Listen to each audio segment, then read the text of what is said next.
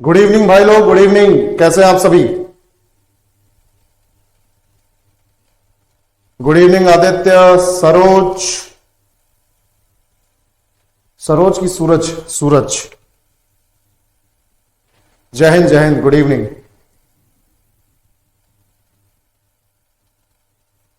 चलो, समझ में आया कि नहीं भाई?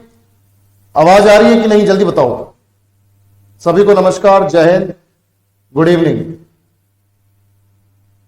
सभी को नमस्कार, जय हिंद, गुड इवनिंग। सभी लोग जल्दी से जुड़ जाओ और सेशन की शुरुआत करते हैं। आज है हमारे पास मेजर पोर्ट्स इन इंडिया, ठीक है, मेजर पोर्ट्स इन इंडिया।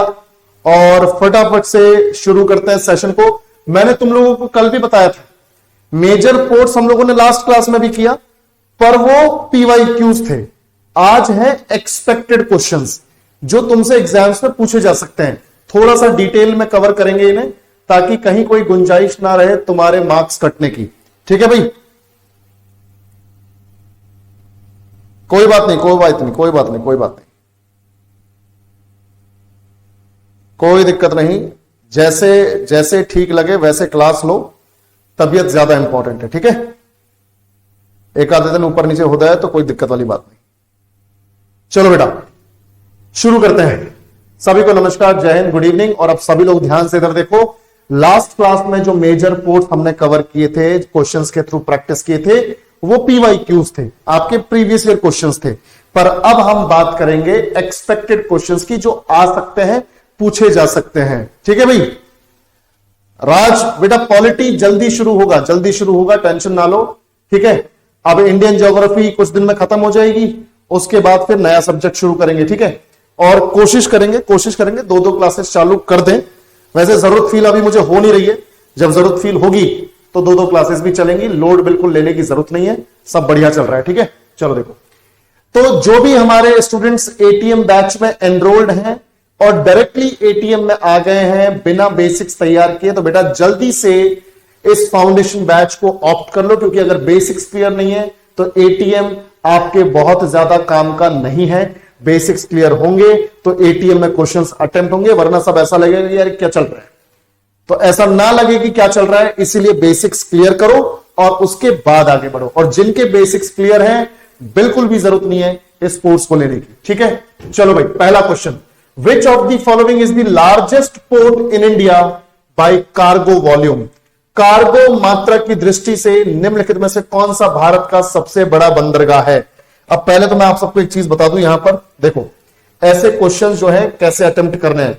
मैं लगभग हर पोर्ट के बारे में यहां पे आपको बताऊंगा। 13 मेजर पोर्ट्स हैं, 13 मेजर पोर्ट्स हैं, तो 13 मेजर पोर्ट्स को डिस्कस करेंगे बढ़िया तरीके से। ठीक है भाई? बिल्कुल। अब हो सकता है इसमें से कई सारे लोग जिनके बेसिक्स क्लियर है उनके भी जवाब गलत हो, तो कोई बड़ी बात नहीं। ध्यान से देखो बेटा, यहां पर आंसर होगा मुंबई। मुंबई। अच्छा, वैसे भी सबसे बड़ा बंदरगाह है भारत का, तो याद रखो, लार्जेस्ट पोर्ट इन साइज। एक तो साइज में भी लार्जेस्ट है, as well as in terms of cargo, और कार्गो वॉल्यूम के मामले में भी सबसे बड़ा, as well as in terms of cargo volume. Cargo volume क्या है, कार्गो मात्रा क्या है, मैं आपको बताता हूं। कार्गो मतलब है कि भाई सामान ढोने की स्थिति, यानी सामान ढोने में भी सबसे ज्यादा और साइज में भी सबसे बड़ा। यानी सबसे बड़ा है साइज में भी, एरिया में भी, और दूसरा सबसे बड़ा है माल ढोने में भी। माल की जो मात्रा, सामान की जो मात्रा यहां पर पहुंच रही है, कार्गो की जो मात्रा यहां पर पहुंच रही है, वो भी ज्यादा है। तो दोनों एंगल से सबसे बड़ा है। बाकी मुंबई पोर्ट की कुछ खास बातें हैं, फटाफट से डिस्कस करते हैं। ध्यान से देखो, ये अपना मुंबई पोर्ट है, तुम सब जानते हो। यहां पर यह है अपना बॉम्बे पोर्ट, पुराना नाम है ना, या फिर मुंबई पोर्ट। अब इसकी पहली खास बात तो यह है, जैसे मैंने अभी डिस्कस किया आपके साथ, पहला पॉइंट तो यह है कि ये लार्जेस्ट पोर्ट है। लार्जेस्ट पोर्ट है, सबसे बड़ा पोर्ट है बच्चों, ये एरिया में भी यानी साइज में भी, और दूसरी बात कार्गो वॉल्यूम में भी यानी सामान को ढोने की मात्रा में भी। तो कार्गो वॉल्यूम में भी सबसे बड़ा और एरिया में भी सबसे बड़ा। सबको समझ में आना चाहिए, ध्यान से देखो बेटा। बिल्कुल। दूसरी खास बात यह है कि इसे गेटवे ऑफ इंडिया भी बोलते हैं। मुंबई पोर्ट को क्या बोलते हैं बच्चों? Gateway of India.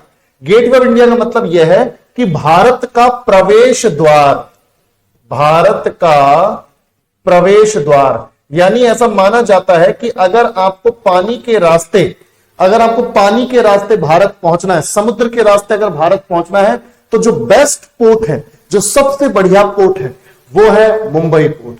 Gateway of India, Bharat का प्रवेश द्वार। अगर आपको समुद्र के रास्ते भारत में एंट्री चाहिए, तो जो बेस्ट पोर्ट है बच्चों, वो कौन सा है? अपना मुंबई। तो इसीलिए इसे गेटवे ऑफ इंडिया भी बोलते हैं। और इसीलिए आप देखो मुंबई में ही है गेटवे ऑफ इंडिया, जो 1911 के दिल्ली दरबार के दौरान बनाया गया था जॉर्ज पंचम और उसकी रानी मैरी के लिए। जॉर्ज फिफ्थ, ब्रिटेन के राजा जॉर्ज फिफ्थ और उनकी क्वीन मैरी के वेलकम के लिए बनाया गया था, क्योंकि वो भी मुंबई पोर्ट पर ही उतरे थे। यानी अगर इंडिया में एंट्री लेनी है तो बेस्ट पोर्ट है मुंबई पोर्ट, और उसे हम गेटवे ऑफ इंडिया बोल रहे हैं, भारत का प्रवेश द्वार बोल रहे हैं। आगे बढ़ते हैं बेटा, ध्यान से देखो।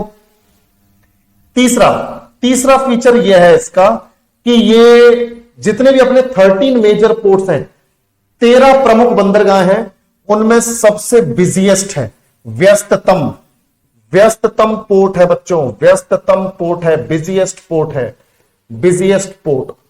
क्योंकि भाई सबसे ज्यादा सामान ढो रहा है, तो ऑब्वियस सी बात है बिजी तो होगा ही, बिजिएस्ट है। उसके बाद बेटा एक चीज याद रखो, ये नेचुरल पोर्ट भी है, प्राकृतिक पोर्ट है, नेचुरल पोर्ट। अब तुम बोलोगे सर प्राकृतिक पोर्ट क्या होता है? क्या ये अपने आप बना है सर?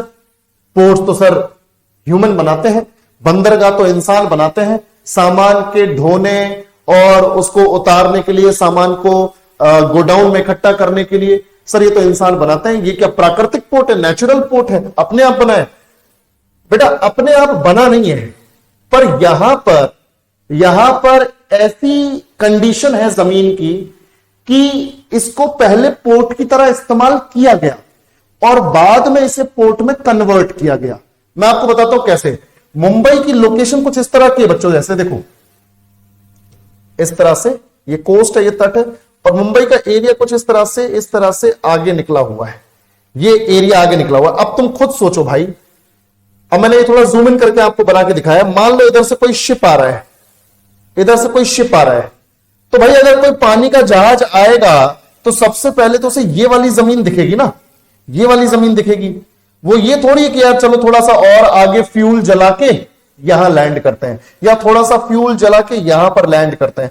भाई ये एकदम जबरदस्त लैंड है इस पानी के जहाज को लैंड करवाने का, जबरदस्त सिचुएशन बनी है एक पोर्ट बनाने की। तो मुंबई प्राकृतिक रूप से वो कंडीशंस प्रोवाइड करता है कि इसे पोर्ट की तरह पहले इस्तेमाल किया गया, यानी शिप्स ऑटोमेटिकली, जब यहां पोर्ट था भी नहीं तो भी यहां रुकने लगे, और बाद में पुर्तगालियों को और बाद में अंग्रेजों को यह रियलाइज हुआ कि यार यहां पर तो बढ़िया पोर्ट बन सकता है, बंदरगाह बन सकता है। बाद में इसको पोर्ट में कन्वर्ट किया गया। तो बेटा याद रखना है कि यह प्राकृतिक बंदरगाह है, प्राकृतिक पोर्ट है, नेचुरल पोर्ट है, क्योंकि नेचुरली इसने वो कंडीशंस दे दी कि इसे पोर्ट बनाया जा सके। सबको समझ में आया तो रिस्पॉन्ड करो बेटा, सभी लोग जल्दी जल्दी। बिल्कुल धनश्री, बिल्कुल समझ में आ गया, चलो वेरी गुड।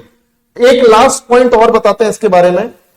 यानी तुम बोलोगे सर ये पोर्ट इतना बिजिएस्ट है, ऐसा क्या सामान ये ढो रहा है, मंगवा रहा है, कुछ तो कोई एक आधी चीज तो होगी। तो बेटा मुंबई पोर्ट जो है कई सारी चीजें भिजवाता है, यहां से भेजता है, कई सारी चीजें मंगवाता है, पर एक चीज के लिए इसका सबसे बढ़िया इस्तेमाल हो रहा है, वो है तेल मंगवाने के लिए, कच्चा तेल, क्रूड ऑयल मंगवाने के लिए, जो पेट्रोलियम जिसे आप बोलते हो, कच्चा तेल, पेट्रोलियम, क्रूड ऑयल। तो याद रखो क्रूड ऑयल इंपोर्ट करने के लिए, जिसे आप पेट्रोलियम बोलते हो, वो हम यहां पर मंगवा रहे हैं अरेबियन कंट्री से, इराक से, ईरान से। समझ लो भाई, तो क्रूड ऑयल, पेट्रोलियम को हम इंपोर्ट करते हैं, मंगवाते हैं, खरीदते हैं। समझ में आया हो तो रिस्पॉन्ड करना। मंगवाते हैं हम, इंपोर्ट करते हैं। तो कच्चा तेल, क्रूड ऑयल, पेट्रोलियम मंगवाते हैं और इसी पेट्रोलियम को रिफाइन करके, सुधार के हम इसे पेट्रोल, इसे डीजल, इसे केरोसिन, इसे वैक्स में कन्वर्ट करते हैं। मुझे उम्मीद है आपको समझ में आया होगा। सबको समझ में आया? बिल्कुल बिल्कुल, बैरल में उसको नापा जाता है। बिल्कुल सबको इतना समझ में आया तो रिस्पॉन्ड करो भैया फटाफट से। कोई दिक्कत तो नहीं? चलो बहुत बढ़िया। सभी लोग सेशन को, अच्छा अब तो ये तो यूट्यूब भी नहीं है, साला यूट्यूब वाली आदत पड़ी है। सभी लोग सेशन को लाइक कर दो। चलो भाई देखो इधर पे, तो ये 5 पॉइंट्स हो गए अपने मुंबई पोर्ट के बारे में। इतना डिटेल में हम पढ़ रहे हैं कि कहीं से भी कोई भी सवाल तुम्हारा रुकेगा नहीं भैया। ठीक है, तो मुंबई पोर्ट हो गया। Next question, which port is known for handling iron ore and is located in Odisha? ये तो बता सकते हो यार। कौन सा बंदरगाह लोह अयस्क के प्रबंधन के लिए जाना जाता है और ओडिशा में स्थित है? जल्दी बताओ बेटा, जल्दी बताओ, बताओ। ओडिशा में स्थित है, इतना ही काफी है हिंट लेने के लिए। मैंने कल तुम्हें पूरी लिस्ट बताई है। बहुत बढ़िया, बहुत बढ़िया। ए, शाबाश, बहुत बढ़िया बच्चों। तो पारादीप जो है, पारादीप जो है ये ओडिशा में है और ओडिशा के आयरन ओर को, लोह अयस्क को जापान को एक्सपोर्ट करता है, जापान को बेच देता है। ठीक है भाई, चलो मैं आपको यहां पे मार्क करके बताता हूं। जैसे ओडिशा में हम लोगों ने एक ही मेजर पोर्ट पढ़ा था, महानदी के डेल्टा के पास, महानदी के डेल्टा के पास ओडिशा में यह है अपना पारादीप, है ना भाई? यह है अपना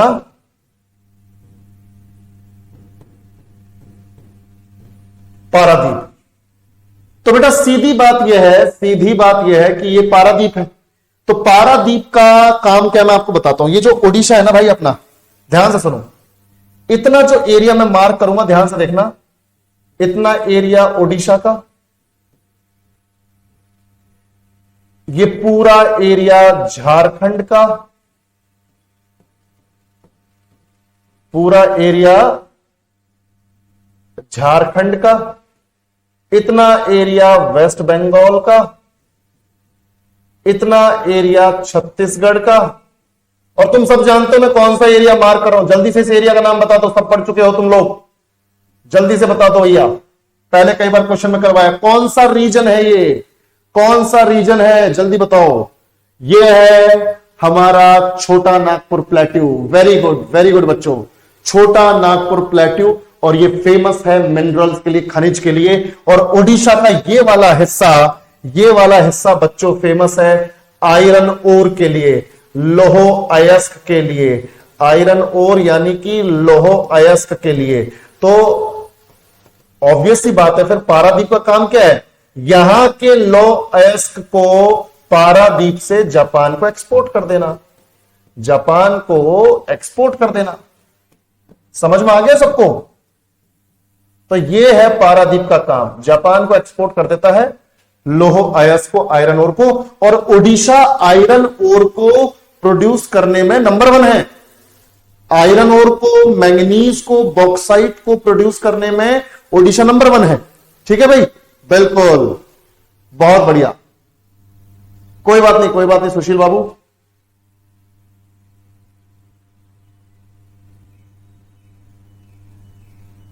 माही, अगर ऐसी कोई अपडेट एनसीईआरटी में आएगी तो पक्का बताऊंगा, वरना मौसिन राम ही कंसीडर करो।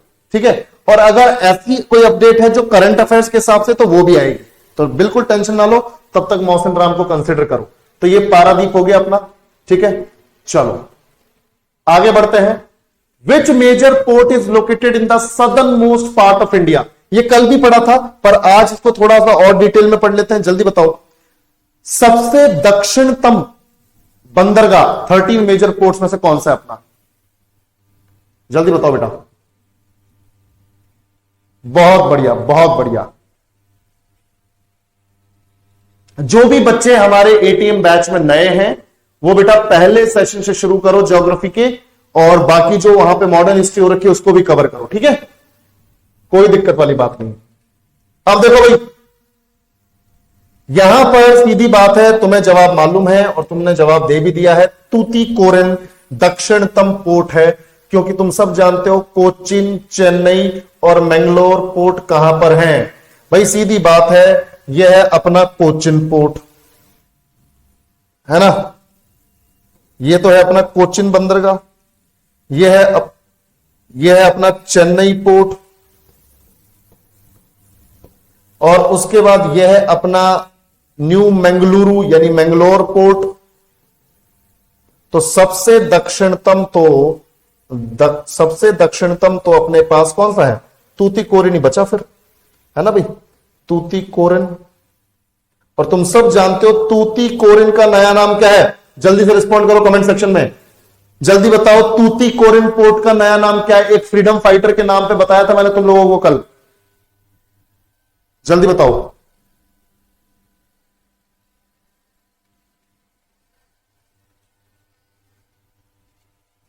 वीओ चिदंबरनार, वीओ चिदंबरनार या चिदंबरम भी बोल सकते हो, कोई दिक्कत वाली बात नहीं।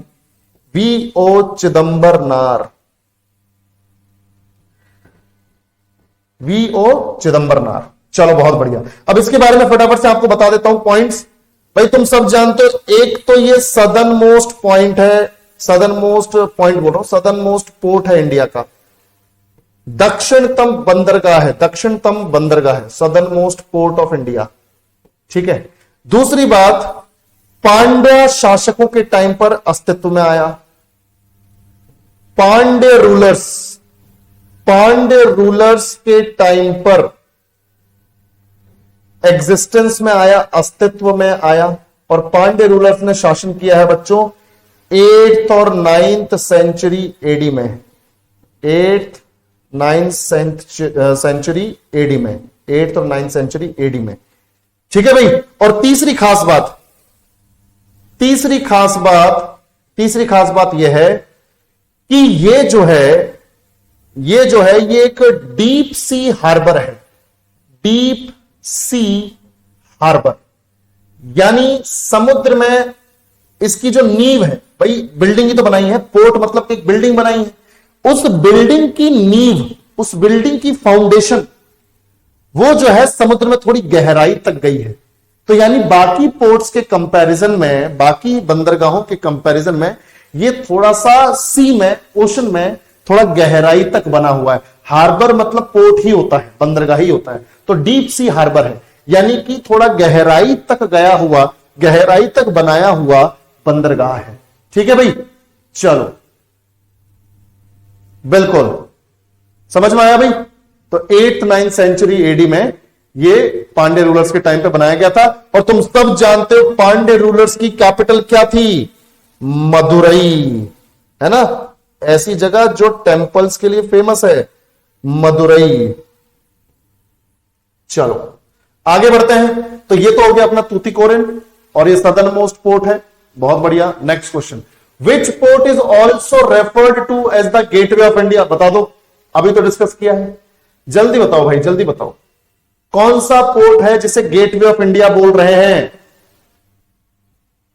मुंबई पोर्ट, मुंबई पोर्ट, है ना भाई, मुंबई पोर्ट। और मुंबई पोर्ट के बारे में हम सब कुछ पढ़ चुके हैं। तो क्यों ना अभी हम चेन्नई पोर्ट को पढ़ लें, यहीं पर कोलकाता पोर्ट को पढ़ लें और यहीं पर कोचिन को पढ़ लें। तो ऐसा करते हैं, शुरू करते हैं कोचिन के साथ। चलो भाई, ये देखो कोचिन के 2-3 पॉइंट्स है, ध्यान से समझना। ये अपना कोचिन पोर्ट है, इसके पॉइंट्स बताता हूं तुम्हें यहीं पर, क्योंकि हर जगह ऑप्शन में आ रहा है कोचिन पोर्ट, तो इसको डिस्कस ही कर लेते हैं। भाई कोचिन पोर्ट के बारे में सबसे पहला पॉइंट है इसके बारे में, देखो ध्यान से। एक तो ये भी नेचुरल पोर्ट है, प्राकृतिक बंदरगाह है, और इसका मतलब तुम्हें समझ में आ गया होगा अब कि इसकी भी सिचुएशन, इसकी भी कंडीशन, इसकी भी लोकेशन इस तरह की है कि इसे शुरुआत में ही पोर्ट की तरह इस्तेमाल किया गया है और बाद में पोर्ट के तौर पर डेवलप किया गया है। यानी बंदरगाह के तौर पर पहले इसका इस्तेमाल किया गया और बाद में एक्चुअल बंदरगाह यहां पर बनाया गया। तो एक तो ये खास बात होगी, नेचुरल पोर्ट है। ठीक है भाई, प्राकृतिक बंदरगाह। चलो बहुत बढ़िया, ये हो गया प्राकृतिक बंदरगाह। उसके बाद अगला फीचर बताता हूं तुम्हें। अगला फीचर बच्चों यह है कि कोचिन पोर्ट जो है, ध्यान से सुनना, इसे क्वीन ऑफ अरब सी बोलते हैं या क्वीन ऑफ अरेबियन सी। मैंने कल भी बताया था, queen of Arabian sea, queen of Arabian sea, यानी अरब सागर में मेडिवल टाइम में सबसे इंपॉर्टेंट पोर्ट रहा है ये।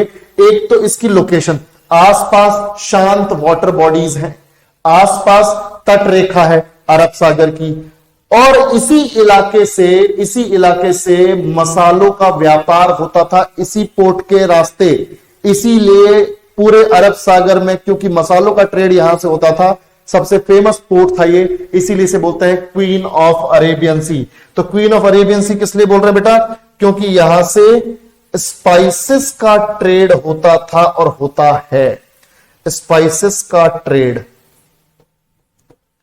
ठीक है, मसालों का व्यापार। और सिर्फ स्पाइसेस का नहीं, यहां केरल में कॉफी भी उग रही है, चाय भी उग रही है, और इतनी उग रही है कि उसे बाहर भेजा जा रहा है।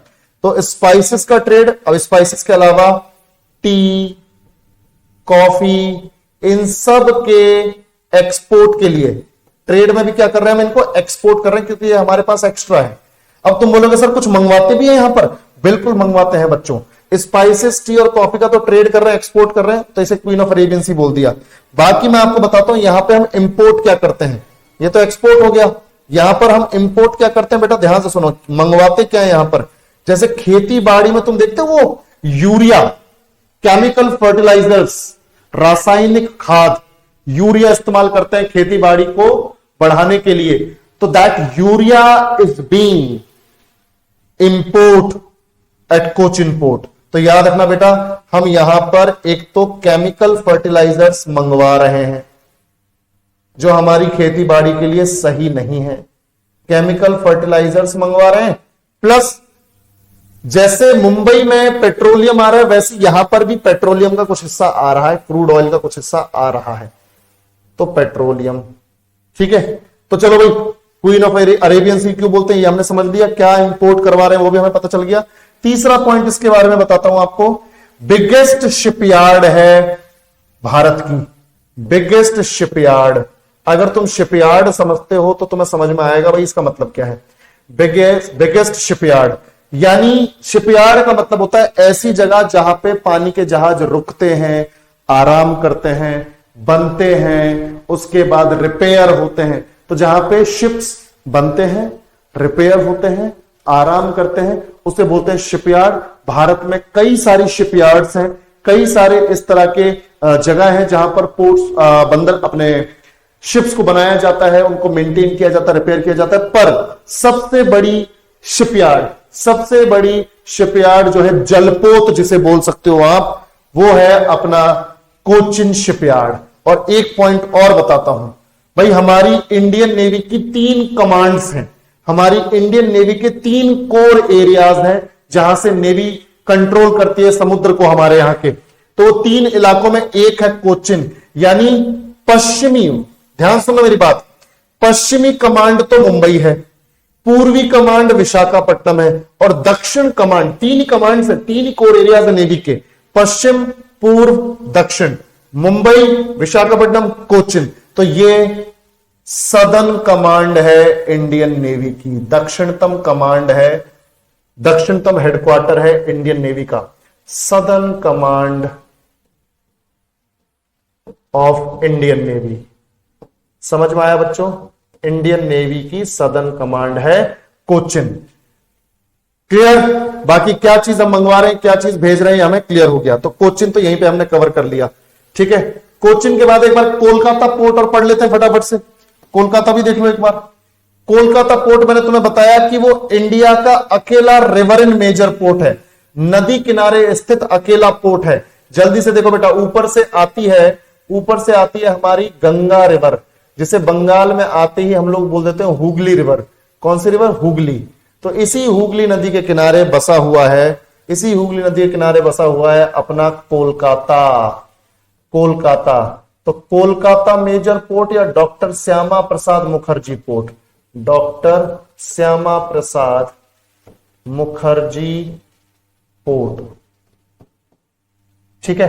और अब बात यह कि कोलकाता पोर्ट की खास बात क्या, पहला पॉइंट तो यही है बच्चों, पहला पॉइंट तो यही है, only riverine major port, only river in major port, यानी 13 मेजर पोर्ट्स में से अकेला मेजर पोर्ट है जो तट पर नहीं है, समुद्र के तट पे नहीं है, जमीन के अंदर है, नदी के किनारे है। Only river in major port. और याद रखना तट से, कोस्ट से 128 किलोमीटर अंदर है, तट से 128 किलोमीटर अंदर है। ठीक है बच्चों, only river in major port, तट से 128 किलोमीटर अंदर। और दूसरी बात यह है कि भाई याद रखना कि कोलकाता पोर्ट जो है इस पर लोड काफी है, इसके लोड को कम करने के लिए हल्दिया पोर्ट बनाया गया है। तो याद रखना इसका auxiliary port, it's auxiliary port is, it's auxiliary मतलब सहायक पोर्ट, ऑक्सिलरी पोर्ट का मतलब है सहायक पोर्ट। तो अब इसका सहायक पोर्ट क्या है, इसका सहायक बंदरगाह क्या है बच्चों, सहायक बंदरगाह, इट्स ऑक्सिलरी पोर्ट, सहायक बंदरगाह is Haldia port, Haldia port. समझ में आया? तो हल्दिया पोर्ट इसकी मदद के लिए है। चलो कोलकाता पोर्ट भी हो गया। इसके बाद एक चेन्नई पोर्ट और कर लेते हैं यहीं पर, उसके बाद अपना क्वेश्चन आगे बढ़ाएंगे। इससे होगा क्या कि आगे के सवाल करने में आपको आसानी हो जाएगी। चेन्नई पोर्ट, इसी को मद्रास पोर्ट भी बोलते हैं। तो पहला पॉइंट तो यही हो गया बेटा, पहला पॉइंट तो यही हो गया इसका। ध्यान से सुनो मेरी बात कि पहला पॉइंट है ओल्ड नेम, ओल्ड नेम क्या है, Madras port, old name Madras port. समझ में आ रहा है कि ऊपर से जा रहा है बे? हाँ शाबाश। तो मद्रास पोर्ट। दूसरी खास बात यह है कि यह इंडिया का तीसरा सबसे बड़ा पोर्ट है, third largest port of India. अब तुम बोलोगे सर शुरू के दो कौन से हैं? एक तो हमें पता है सर मुंबई है, सर दूसरा कौन सा है? तो मैं बताता हूं, third largest port in India after, अब ध्यान से सुनो, अब आ जाएंगे दोनों नाम, after Mumbai and Jawaharlal Nehru port. तो यानी पहले नंबर पे जो सबसे बड़ा पोर्ट है वो मुंबई, दूसरे नंबर पर जवाहरलाल नेहरू और तीसरे नंबर पर है चेन्नई। और इसे गेटवे ऑफ साउथ इंडिया भी बोलते हैं। इसे क्या बोलते हैं? Gateway of south India. तीसरा पॉइंट यहीं लिख देते हैं, गेटवे ऑफ साउथ इंडिया। मतलब अगर तुम्हें दक्षिण भारत में एंट्री लेनी है, अगर तुम्हें सदर्न इंडिया में एंट्री लेनी है समुद्र के रास्ते, the best port is are Chennai port, gateway of south India, दक्षिण भारत का प्रवेश द्वार, दक्षिण भारत का प्रवेश द्वार। इसे क्या बोलते हैं? दक्षिण भारत का प्रवेश द्वार।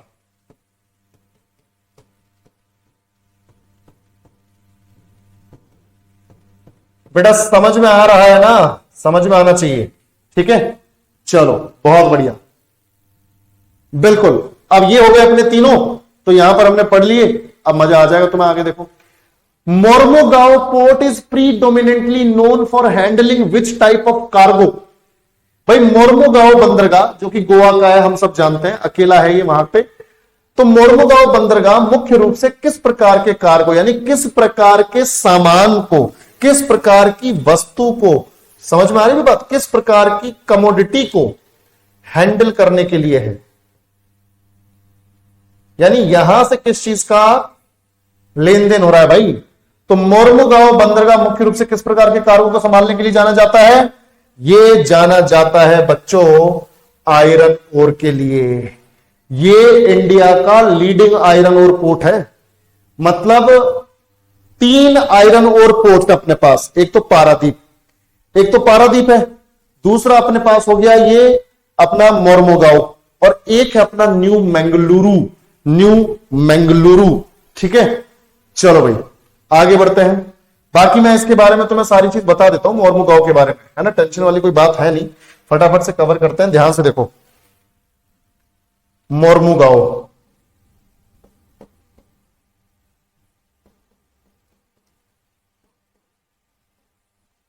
मोरमुगांव बंदरगाह, मोरमुगांव पोर्ट। 2-3 पॉइंट से बेटा ध्यान से सुनना। पहला पॉइंट क्या है इसके बारे में मैं आपको बताता हूं। देखो पहला पॉइंट क्या है, पहला पॉइंट यह है, ध्यान से सुनना बेटा, कि एक तो ये नेवल बेस है। नेवल बेस का मतलब है कि यहां पर इंडियन नेवी तैनात है। नेवल बेस मतलब नेवी तैनात है यहां पर, और नेवी तैनात है मतलब नेवी का कोई ना कोई जहाज, इंडियन नेवल शिप आईएनएस यहां पर तैनात रहता होगा। ऑब्वियस सी बात है। तो भाई एक तो ये नेवल बेस हो गया, चलो जी ठीक है, बढ़िया बात है। सेकंड पॉइंट यह है कि ये इंडिया का लीडिंग आयरन ओर पोर्ट है। आयरन ओर पोर्ट 3 ही है, गोवा का मोरमुगांव, कर्नाटक का न्यू मंगलुरु और ओडिशा का पारादीप, 3 ही है। तो लीडिंग आयरन ओर पोर्ट, यानी ये भी आयरन ओर को बेचकर पैसा कमा रहा है। लीडिंग आयरन ओर पोर्ट, चलो बहुत बढ़िया। तुम बोलोगे सर यहां गोवा में कौन सा आयरन ओर है, कौन सा लोह अयस्क है? बेटा कर्नाटक वाला यहां पर जा रहा है। कर्नाटक का जो ये ऊपरी हिस्सा है ना, तो सबसे नजदीक इनके तो यही पोर्ट है, तो सारा लोहा वगैरह सब इधर ही आ जाता है। ठीक है। तीसरी खास बात मोरमुगांव के बारे में कि ये एक नदी की एस्चुरी पर स्थित है। एक नदी है बेटा जुआरी रिवर। कौन सी रिवर है? जुआरी रिवर की एस्चुरी पर स्थित है। जुआरी रिवर की एस्चुरी पर स्थित है। अब तुम बोलोगे सर ये एस्चुरी क्या होती है ना? सर ये एस्चुरी क्या होती है मैं आपको बताता हूं।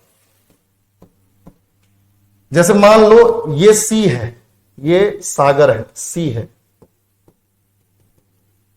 अगर कोई नदी, ध्यान से सुनना मैं बता रहा हूं, अगर कोई नदी इस तरह से बहकर आ रही है, ये देखो, और नदी सीधे आके मिल जाए, ध्यान से देखो बेटा, नदी आई और सीधे आके मिल गई सी में, ना कोई डेल्टा बनाया कुछ बनाया, सीधे नदी आके सी में मिल गई। तो ये जो हिस्सा है नदी का जहां पर ये सी से मिल रही है, इसे बोलते हैं एस्चुरी। इसे क्या बोलते हैं बच्चों? एस्चुरी। यानी इसे बोलते, इस पूरे इलाके को क्या बोलेंगे? एस्चुरी। और यही एस्चुरी पर, यही जुआरी रिवर की एस्चुरी पर बना हुआ है मोरमुगांव पोर्ट। मुझे उम्मीद है कि अब आपको समझ में आया होगा।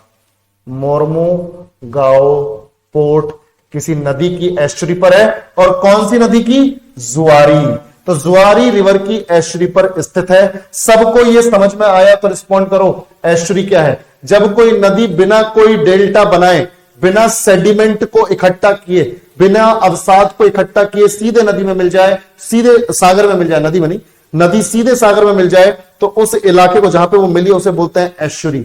आई होप आपको समझ में आया हो। बिल्कुल ठीक है। चलो तो ये हमारे हो गए मोरमुगांव के पोर्ट्स। आगे बढ़ते हैं। The Kolkata port is located on which river? बता सकते हो? कोलकाता बंदरगाह किस नदी पर स्थित है? कल भी पढ़ा था।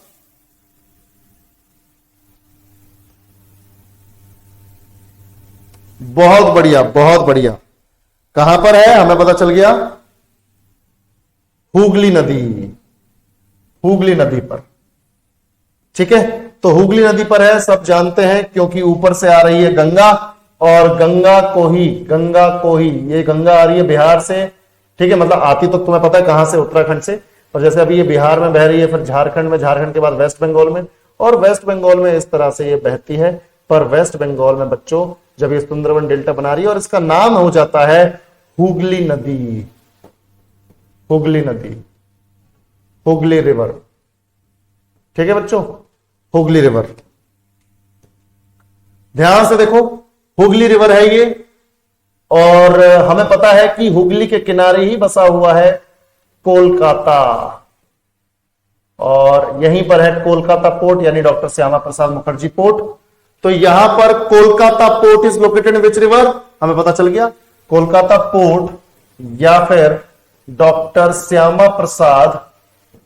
श्यामा प्रसाद मुखर्जी पोर्ट कहां पर है हमको पता चल गया है। बाकी इसकी खास बात तो तुम्हें मालूम है कि कोस्ट से 128 किलोमीटर अंदर है, भारत का only river in major port है, अकेला नदीय बंदरगाह है ना, ये हम पढ़ चुके हैं। चलो बहुत बढ़िया, आगे बढ़ते हैं next question. Port Blair port, भाई अंडमान एंड निकोबार में, तो हम सब जानते हैं। Port Blair port is primarily associated with which geographical region? Port Blair बंदरगाह मुख्य रूप से किस भौगोलिक क्षेत्र से संबंधित है? सभी लोग जवाब देंगे और मैं तो हिंट भी दे चुका हूं। बहुत बढ़िया, बहुत बढ़िया। सी, अंडमान एंड निकोबार द्वीप समूह। भाई अंडमान एंड निकोबार द्वीप समूह की कैपिटल है पोर्ट ब्लेयर, और वहीं पर ये पोर्ट है, पोर्ट ब्लेयर पोर्ट। तो भाई सीधी बात है, पोर्ट ब्लेयर पोर्ट की कुछ खास बातें मैं आपको बताता हूं। ये देखो ऊपर, तो बेटा ये देखो, ये ऊपर वाले आइलैंड को बोलते हैं नॉर्थ अंडमान। हम पहले भी कर चुके हैं आइलैंड्स वाले टॉपिक में। इसे तो बोलते हैं नॉर्थ अंडमान। बीच वाले को बोलते हैं मिडल अंडमान, है ना, मिडल अंडमान। और जो बेटा ये वाला पोर्ट है, मतलब पोर्ट बोल रहा हूं, ये वाला जो आइलैंड है, ये वाला, इसे बोलते हैं साउथ अंडमान। और इसी साउथ अंडमान पर बच्चों यहां पर है पोर्ट ब्लेयर यानी राजधानी, और यहीं पर है Port Blair port, port Blair port. अब इसकी खास बात क्या है कि एक तो इसकी स्ट्रेटेजिक लोकेशन है। स्ट्रेटेजिक लोकेशन का मतलब यह है कि हमारे लिए सिक्योरिटी के हिसाब से काफी इंपॉर्टेंट है, क्योंकि चाइना जो है हमें घेरने की कोशिश करता है पूरे इंडियन ओशन में, पूरे हिंद महासागर में। तो हमारे पास हिंद महासागर में या बंगाल की खाड़ी में या अरब सागर में कोई तो बढ़िया पोर्ट होना चाहिए जहां पर हमारे फौजी वगैरह भी हो।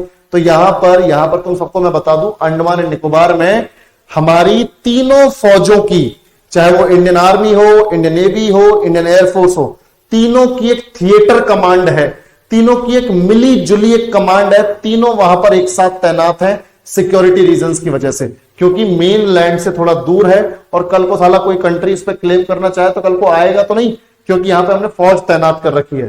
तो याद रखना, साउथ अंडमान पर पोर्ट ब्लेयर पोर्ट जो है वो याद रखना बच्चों, वो किस लिए जाना जाता है?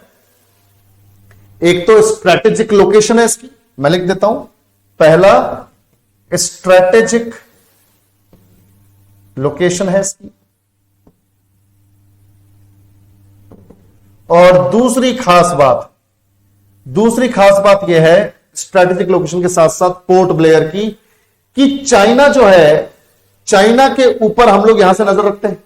चाइना का ट्रेड ज्यादातर यहीं से होता है, तो चाइना पे नजर रखते हैं। और एक दूसरी चीज जो बता रहा हूं मैं, वो है कि ये पोर्ट ब्लेयर पोर्ट जो है हमारा इंटरनेशनल पोर्ट, मेजर पोर्ट, ये एक इंटरनेशनल शिपिंग लाइन से भी कनेक्टेड है। अंतरराष्ट्रीय एक शिपिंग लाइन है, मतलब एक रूट है, एक रास्ता है, उससे भी कनेक्टेड है पोर्ट ब्लेयर। तो it is also connected to an important, ध्यान देखो, connected to an important shipping line. अब तुम बोलोगे सर कौन सी शिपिंग लाइन से कनेक्टेड है, तो मैं आपको वर्ल्ड के मैप पर बताता हूं। भाई तुम सब जानते हो ये कंट्री है सऊदी अरेबिया, ये कंट्री यहां पर है सिंगापुर, और यहां पर जैसे ही इधर जाओगे बाहर निकल के, जैसे ही यहां से इधर जाओगे, इस स्क्रीन के बाहर निकलोगे तो इस तरफ आ जाओगे, और यह है अपना यूएसए। ठीक है भाई, तो ध्यान से सुनो, सऊदी अरेबिया से लेकर, ध्यान से देखना बेटा, सऊदी अरेबिया से लेकर सिंगापुर तक, ये तो एक लाइन हो गई। Saudi Arabia to Singapore, Saudi Arabia to Singapore, एक तो ये लाइन हो गई शिपिंग लाइन, यानी व्यापार का रास्ता, आने जाने का रास्ता। और दूसरा है बच्चों, दूसरा है इस तरह से यूएसए पहुंचने का शिपिंग लाइन की बात हो रही है, इंटरनेशनल शिपिंग लाइन की। तो सऊदी अरेबिया से सिंगापुर, सिंगापुर से यूएसए, सिंगापुर से यूएसए। क्लियर है भाई? तो याद रखना, सऊदी अरेबिया से सिंगापुर, सिंगापुर से यूएसए, ये एक इंटरनेशनल शिपिंग लाइन है और हम यहां पर अंडमान एंड निकोबार में पोर्ट ब्लेयर से यहां पे कनेक्टेड है, यानी इस पर हमारी नजर है और इसका इस्तेमाल हम भी करते हैं। क्लियर है? चलो, बहुत बढ़िया, बहुत बढ़िया, बिल्कुल। तो याद रखना, Saudi Arabia to Singapore, Singapore to USA. चलो, which port was specifically developed in Gujarat to facilitate post partition trade? भाई, देश का विभाजन हुआ 1947 में, तो गुजरात में ऐसा कौन सा सुविधाजनक व्यापार करने के लिए एक विशेष बंदरगाह बनाया गया? मतलब कौन सा बंदरगाह बनाया गया है व्यापार को सुविधाजनक बनाने के लिए गुजरात में, वो भी पार्टीशन के बाद, 1947 के विभाजन के बाद। तो ये तो सबको मालूम होगा, हम लोगों ने शायद पहले भी डिस्कस किया होगा, पीवाईक्यूज वगैरह जब करते थे तब। बिल्कुल बिल्कुल। तो पार्टीशन के बाद तो यही बना है कांडला। कौन सा पोर्ट है? कांडला पोर्ट, कांडला पोर्ट, और इसे हम बोलते हैं दीनदयाल उपाध्याय पोर्ट भी बोलते हैं, दीनदयाल उपाध्याय पोर्ट। ठीक है? तो ये कांडला पोर्ट जो है, दीनदयाल उपाध्याय पोर्ट जो है, ये पार्टीशन की वजह से बना। भाई सीधी बात यह है कि जब हमारा पार्टीशन नहीं हो रखा था तो पाकिस्तान भी अपना था, और जब पाकिस्तान अपना था तो इस पूरे इलाके के लिए एक पोर्ट बना रखा था हम लोगों ने कराची में। कौन सा पोर्ट बच्चों? कराची में। पर जब 17 अगस्त 1947 को जब विभाजन हुआ, पार्टीशन हुआ, तो कराची पोर्ट चला गया पाकिस्तान के पास, और इस इलाके में अब अपना कोई पोर्ट बचा नहीं, कराची था, चला गया। तो इस इलाके में एक नया पोर्ट स्टैब्लिश किया गया आने वाले टाइम में, जिसका नाम रखा गया कांडला। ठीक है? तो कांडला या फिर यहां पर होगा दीनदयाल उपाध्याय पोर्ट। समझ में आया बच्चों? दीनदयाल उपाध्याय पोर्ट। बाकी याद रखना इसे, क्योंकि ये विभाजन की वजह से हुआ है, विभाजन नहीं होता तो इसकी जरूरत नहीं थी, फिर तो कराची वाला इस्तेमाल करते हम लोग। तो इसे ऑफस्प्रिंग ऑफ पार्टीशन भी बोलते हैं, offspring of partition, offspring of partition, यानी कि विभाजन की पैदाइश। अगर विभाजन नहीं होता तो यह सिचुएशन ही पैदा नहीं होती। तो विभाजन की पैदाइश,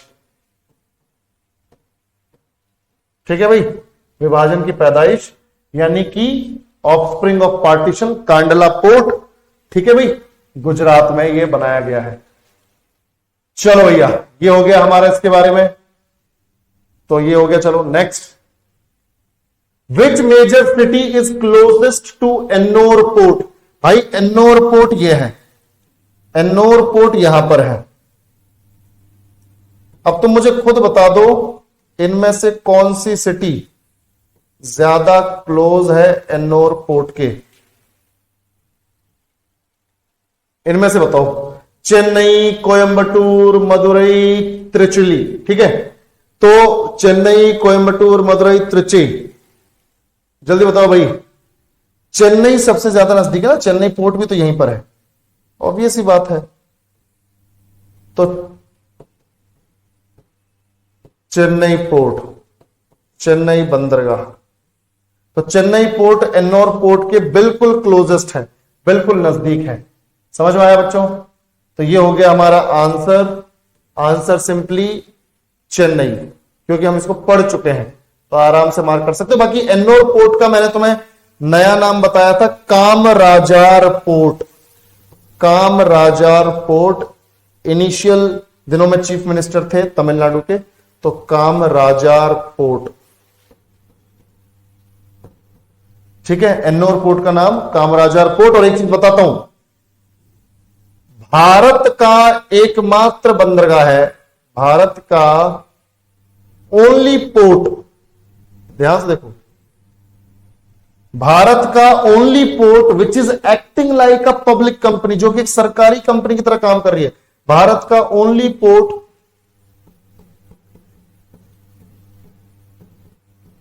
जो सरकारी कंपनी की तरह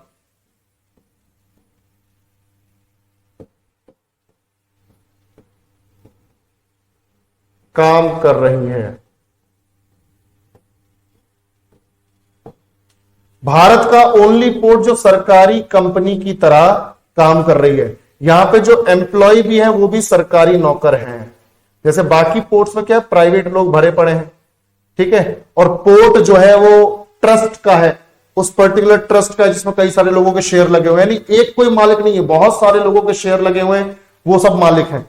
और यहां पर ये पूरी तरह से भारत सरकार के अंडर है। भारत का ओनली पोर्ट जो सरकारी कंपनी की तरह काम कर रही है। और एक चीज और याद रखना, लगभग 90+ एम्प्लॉइज हैं और उनकी सैलरी, उनकी पेंशन वगैरह सब बन रही। तो भारत का ओनली पोर्ट जो एक पब्लिक कंपनी की तरह काम कर रहा है, पब्लिक कंपनी की तरह काम कर रहा है। और एक चीज और अपने दिमाग में बिठा लो, एक चीज और अपने दिमाग में बिठा लो कि ये जो एन्नोर पोर्ट है, ये ऑब्वियस सी बात है कि ये सरकारी पोर्ट है और एक तरीके से सरकार इसे ऑपरेट कर रही है, ठीक है। पर साथ ही साथ मैं आपको यहां पर यह बताना चाहूंगा कि जो ये एन्नोर पोर्ट है, इसका मेन काम क्या है। इसका मेन काम यह है कि ये रिसीव करता है, एन्नोर पोर्ट या कामराजार पोर्ट रिसीव करता है, कामराजार पोर्ट रिसीव्स थर्मल कोल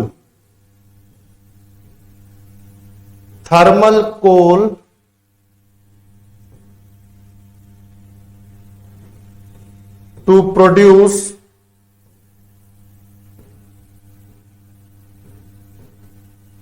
इलेक्ट्रिसिटी। तो Kamarajar port receives thermal coal to produce electricity. कहां से? ऑस्ट्रेलिया से, चाइना, इंडिया, बहुत बड़े स्तर पर ये ऑस्ट्रेलिया पर डिपेंडेंट हैं कोल के लिए। तो काम वैसे हालांकि हमारे पास भी काफी है, पर हम फिर भी वहां से मंगवा लेते ताकि अपने जो बायलेटरल रिलेशंस हैं, जो अपने द्विपक्षीय संबंध है, वो बने रहें। क्योंकि बात यह है कि अगर हम उनके साथ कोई डील नहीं करेंगे ट्रेड की, तो हमारे बायलेटरल रिलेशंस खराब हो जाएंगे। तो कामराजार पोर्ट थर्मल कोल को हैंडल करता है और उस थर्मल कोल से, ध्यान से देखो बेटा, Tamil Nadu electricity board power station, Tamil Nadu electricity board power station. तो ये जो है Tamil Nadu electricity board power station, याद रखना बेटा, यही को चाहिए थर्मल कोल। थर्मल कोल जब जलता है तभी बिजली बढ़िया तरीके से पैदा उत्पन्न होती है। तो ये हो गया अपना एन्नोर कामराजार। चलो भाई, आंसर तो हो गया। Next, which of the following is a key feature of Visakhapatnam port. Visakhapatnam बंदरगाह की खास बात क्या है? सबसे इंपॉर्टेंट खास बात तो यह है कि ये पूर्वी तट पर सबसे गहरा प्राकृतिक बंदरगाह है।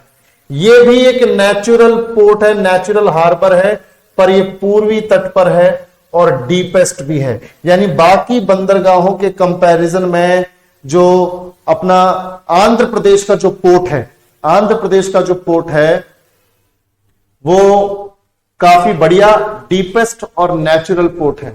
डीपेस्ट मतलब कि इसकी फाउंडेशन, इसकी जो नींव है, इसकी जो बिल्डिंग है, वो जो दक्षिणतम वाला जो हमने पढ़ा था ना, उससे भी नीचे है। तो याद रखना, पूर्वी तट पर सबसे गहरा प्राकृतिक बंदरगाह, तो यह है अपना, यहां पर यह है अपना विशाखापट्टनम। ठीक है, विशाखापट्टनम।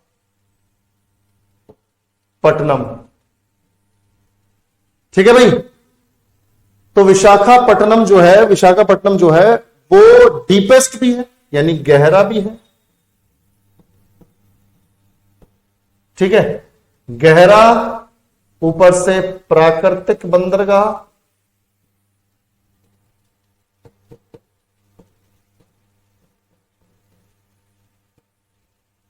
ठीक है, एक तो गहरा हो गया, ऊपर से प्राकृतिक बंदरगाह, और इसके अलावा आपको और क्या चाहिए? यहां पर सारी चीजें तो आई गई, विशाखापट्टनम, गहरा प्राकृतिक बंदरगाह, और याद रखना है ये एक चीज याद रखनी है यहां पर कि बाकी पोर्ट्स के कंपैरिजन में ये काफी नीचाई पर है समुद्र तल के हिसाब से, ठीक है। बाकी एक फैक्ट यहां पर याद रखने वाला है, तुम्हारे लिए बहुत जरूरी हो जाता है कि ये जो विशाखापट्टनम पोर्ट है, यहां पर एक पहाड़ी है, यहां पर एक पहाड़ी है जो इस पोर्ट को सुरक्षित रखती है साइक्लोन वगैरह से, तटीय जो क्षेत्रों में जो लहरें उठती है उनसे। तो ये याद रखना, इसको बोलते हैं, इस पहाड़ी को बोलते हैं डॉल्फिन नोज हिल। क्या बोलते हैं बच्चों? डॉल्फिन नोज हिल। तो डॉल्फिन मछली की जैसी पहाड़ी है, डॉल्फिन नोज हिल, ठीक है। तो विशाखापट्टनम सबसे गहरा प्राकृतिक बंदरगाह है, और डॉल्फिन नोज हिल जो है इसे साइक्लोन से बचाती है, चक्रवात से बचाती है, इसे साइक्लोन से बचाती है, क्योंकि साइक्लोन के टाइम पे जबरदस्त बारिश, जबरदस्त हवाएं चलती हैं, ठीक है भाई, बिल्कुल डॉल्फिन नोज हिल। चलो बेटा आगे बढ़ते हैं। तो बेसिकली यहां पर हमारा सेशन जो है वो आज का एंड होता है। हमारे जो 10 क्वेश्चंस थे, बढ़िया क्वेश्चंस थे, डिटेल में पढ़ने वाले सवाल थे, वो हमने यहां पर कवर कर लिए हैं। उम्मीद है कि आपको समझ में आया होगा। आज के सेशन को यहीं खत्म करते हैं और 15 मिनट बाद मिलते हैं, 7:15 पर मिलते हैं फाउंडेशन वालों हिस्ट्री की क्लास में, और वहां कहानी आगे बढ़ेगी, ठीक है भाई। कर्नाटक के बारे में नहीं बताया, गीतांजलि बोल रही है सर कर्नाटक के बारे में। अच्छा बेटा, न्यू मंगलुरु का जो पोर्ट है, न्यू मंगलुरु, देखो ये जो न्यू मंगलुरु पोर्ट है, इसके बारे में खास बात, एक ही खास बात है बस। इनफैक्ट चलो 2 खास बात बताता हूं। न्यू मंगलुरु मुझे लगा थोड़ा कॉमन सा है तो तुम्हें पता होगा, पर फिर भी कर देते हैं, कोई दिक्कत नहीं। न्यू मंगलुरु पोर्ट देखो यहां पर है, न्यू मंगलुरु पोर्ट या न्यू मैंगलोर पोर्ट बंदरगाह। इसकी खास बात यह है कि एक तो कुद्रेमुख क्षेत्र का, यहां वेस्टर्न घाट्स में, पश्चिमी घाट में एक क्षेत्र है कुद्रेमुख, तो कुद्रेमुख क्षेत्र में आयरन ओर मिलता है। कुद्रेमुख रीजन में क्या मिलता है बच्चों? Iron ore. तो वेस्टर्न घाट्स का ये इलाका है कुद्रेमुख क्षेत्र, यहां से जो आयरन ओर है उसको न्यू मंगलुरु पोर्ट पर पहुंचाया जाता है और इसको फिर आगे जापान को बेच दिया जाता है। हम जापान को ही बेचते हैं जो हमारा आयरन ओर है उसे। तो कुद्रेमुख क्षेत्र का आयरन ओर हमारे पास पूरी तरह से एक्स्ट्रा है और इस एक्स्ट्रा को हम जापान को बेच देते हैं, ठीक है भाई। और बाकी इसे गेटवे ऑफ कर्नाटक भी बोलते हैं। पहला पॉइंट तो हो गया। दूसरा, गेटवे ऑफ कर्नाटक, अगर कर्नाटक में एंट्री लेनी है तो ये गेटवे ऑफ कर्नाटक है, new Mangaluru port. I hope अब गीतांजलि बेटा समझ में आया है तुम्हें, क्लियर है भाई, समझ में आ गया? चलो बहुत बढ़िया।